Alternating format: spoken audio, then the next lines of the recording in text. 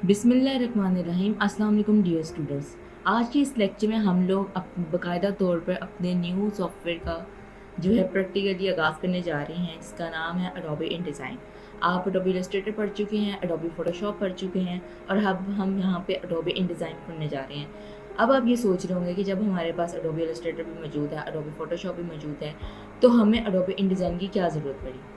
आपको Adobe InDesign की ज़रूरत पड़ी ब्रोशर के लिए, फ्लायर के लिए, ई न्यूज़ के लिए, कैटलॉग्स के लिए, ठीक है, न्यूज़ के लिए और डिफरेंट चीज़ें, ठीक है, जिसमें आपका जो है वो बिज़नेस कार्ड, ई बुक, इन सब के टेक्स्ट को मैनेज करने के लिए।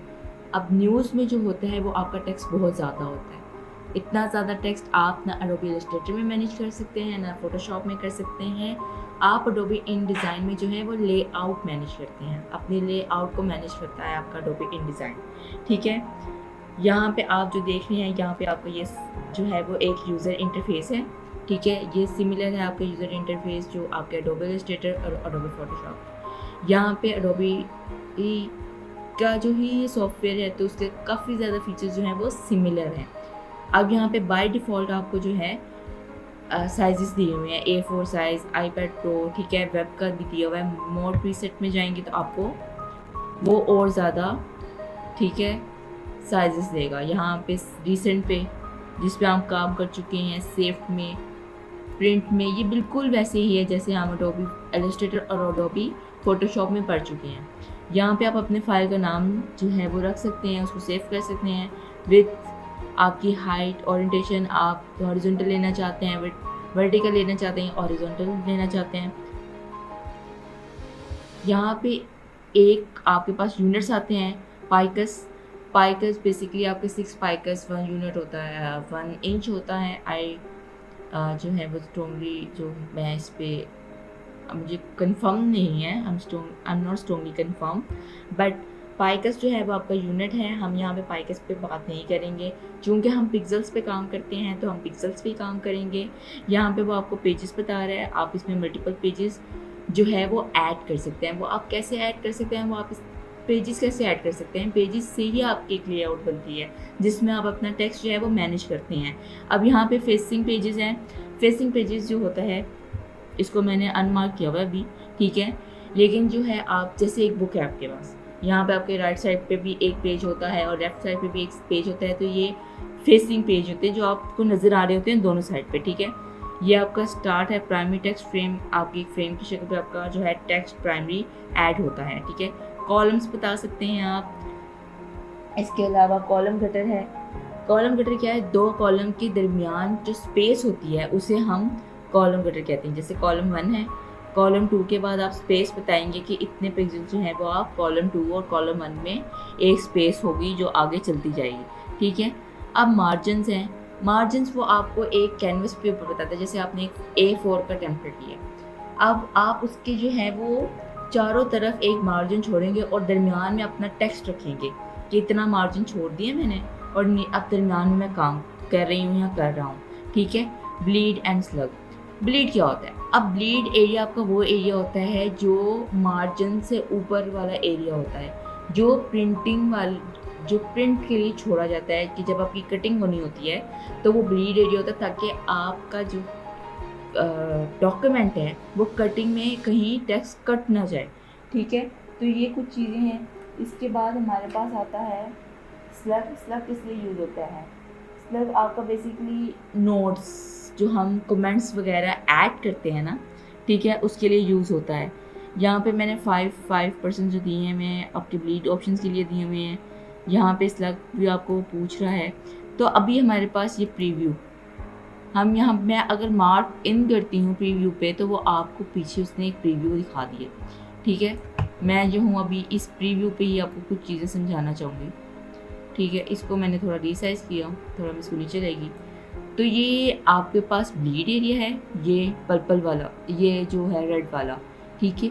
और ये जो आपके पास पर्पल वाला है ये आपके अंदर एक मार्जिन है, ठीक है। यहाँ पे वो आपका सिलेक्शन टूल है, ड्रैग सिलेक्शन टूल है, टाइप टूल है। इस तरह ये आपका लाइन टूल है, पेन टूल है, ठीक है। तो ये डिफरेंट चीज़ें वो आपको सिमिलर आपको नज़र आ रही होंगी। ठीक है, ये हैंड टूल है। Hand tool basically space bar की मदद से, चूँकि आप अभी प्रीव्यू मोड पे है तो वो कुछ इसमें आपको करके नहीं दिखाएगा। ठीक है, अब यहाँ पे मैं आपको ब्लीड एरिया और जो है वो मार्जिन्स के बारे में बाद में बताऊँगी। अभी मैं यहाँ पे ये फोल्डर क्रिएट नहीं कर रही, मैं इसको यहाँ पे मार्क नहीं कर रही अब, और इसको मैंने क्लोज कर दिया। ठीक है, अब आपको वो दोबारा अपने जो है प्रीवियस इंटरफेस में ले आया। ठीक है, तो अब हमने क्या करना है, अब आपने देखा कि वहाँ पे एक फोल्डर था आपके पास पाइकस। अब आप चाहते हैं कि आपके पास जो यूनिट्स है वो फिक्स यूनिट हो पिक्सल्स का।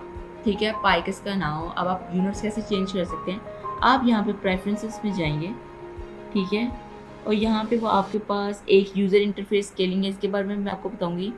हम यहाँ पे यूनिट्स एंड इंक्रीमेंट्स में जाएंगे। ठीक है, आप जब यहाँ पे गए तो उसने आपको एक फ़ोल्डर दिखा दिया। ठीक है, यहाँ पे वो अदर यूनिट्स बता रहा है पॉइंट पे मिलीमीटर में। ठीक है, ओरिजिन्स बता रहे ये। अब हॉरिजॉन्टल जो है पाइकस आपने नहीं रखना। मैं यहाँ पे जो अपनी मर्ज़ी का जिस पे मैं काम करती हूँ मैं पिक्सल्स दे रही हूँ, और मैंने यहाँ पे पिक्सल्स दे दिए। ठीक है, अब यहाँ पे एक बहुत ज़रूरी चीज़ है, वो ये है कि आपने कोई भी डॉक्यूमेंट बनाने हैं, याद रखें कि आप एडोबी इंडिज़ाइन में लेआउट्स पे काम कर रहे हैं, टेक्स्ट पे काम कर रही हैं, तो आपको अपने डॉक्यूमेंट्स का साइज़ एक्यूरेटली पता होना चाहिए। ठीक है, अगर आपको आपके डॉक्यूमेंट्स का साइज़ एक्यूरेटली नहीं पता होगा तो जब वो प्रिंटिंग के लिए जाएगा तो आप में उसमें आपका टेक्स्ट कट सकता है ड्यूरिंग प्रिंटिंग, जो हम प्रिंटिंग करते हैं। ठीक है, जिसमें आपका ब्लीड एरिया शामिल नहीं होगा और उस पर कट सकता है। तो ये ध्यान रखिएगा कि आपका जो बनाने से पहले आपने अपना कैनवस जो आपका साइज़ है वो एक्यूरेट होना चाहिए। यहाँ पे मैं इसको ओके कर रही हूँ। अब मैं दोबारा आपको एक चीज़ समझाना चाहूँगी, वो थी हमारे पास यूज़र एंड इंटरफेस स्केलिंग के बारे में। मैं यहाँ पे एडिट पे आई, आपने कोई भी सेटिंग चेंज करनी है तो आप कर सकते हैं। अब ये यूज़र इंटरफेस स्केलिंग जो है एक बहुत मज़े का चीज़ है, जो आपको ये बताता है कि आप अपना यूआई साइजिंग जो आपके इंटरफेस साइजिंग है इसको कितना बड़ा कर सकते हैं। ठीक है, मैं इसको थोड़ा बड़ा कर रही हूँ, लार्ज पे लेके आ रही हूँ। वो आपको प्रीव्यू भी बता रहा है कि ये आपको इस तरह नज़र आएगा। ठीक है, अगर मैं स्मॉल में जाती तो मुझे इस तरह नज़र आएगा। तो आप ये इस तरह कर सकते हैं। Anchor points, handle and bounding box, display size आपको किस तरह नज़र आना चाहिए मैं आपको लार्ज पे रखकर दिखा सकती हूँ। ठीक है, मैं इसको अभी ओके कर रही हूँ। Changes to UI scaling setting will take effect after you restart instant. ठीक है, हम रीस्टार्ट कर रहे हैं अपनी InDesign को। ठीक है, अब यहाँ पे आपका जो है एडोबी InDesign रीस्टार्ट हो रहा है। मैं इसको रीस्टार्ट कर रही हूँ यहाँ पे इस तरह।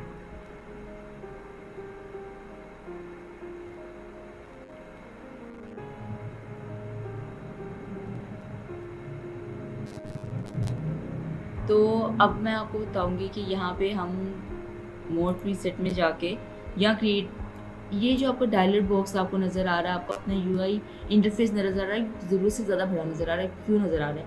यह आपको यूज़र एंड इंटरफेस जो आपकी स्केलिंग थी उसके बारे स्केलिंग की वजह से नज़र आ रहा है। ठीक है, वो उसका मैंने पिक्सल्स बाय डिफ़ॉल्ट कर दिया था, तो यहाँ पे आपका पिक्सल्स है।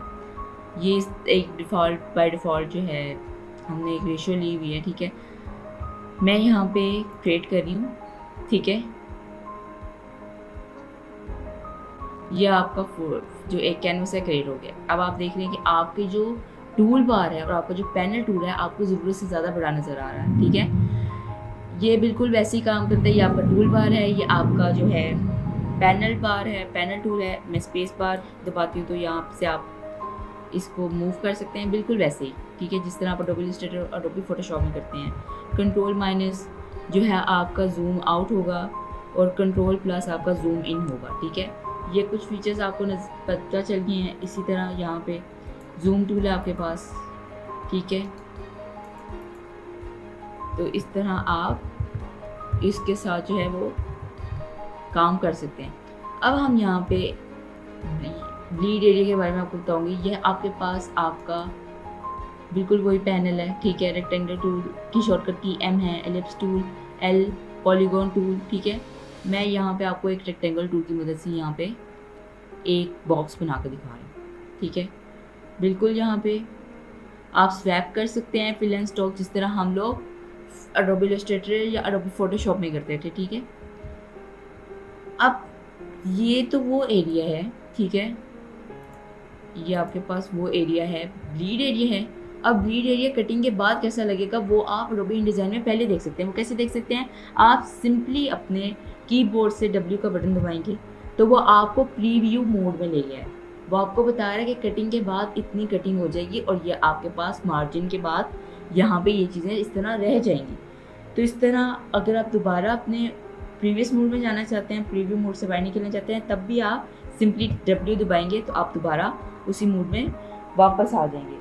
तो ये कुछ चीज़ें थी, ये एक आपके पास सिंपल जो मैंने आपको इंट्रोडक्शन दिया है एडोबी InDesign का, वो आपके पास ये है, ठीक है। डॉक्यूमेंट में प्रॉपर्टीज़ में वो आपको बता रहा है कि डॉक्यूमेंट में आप जिस तरह कर सकते हैं, वो डिफरेंट साइजेस दे रहा है, ठीक है।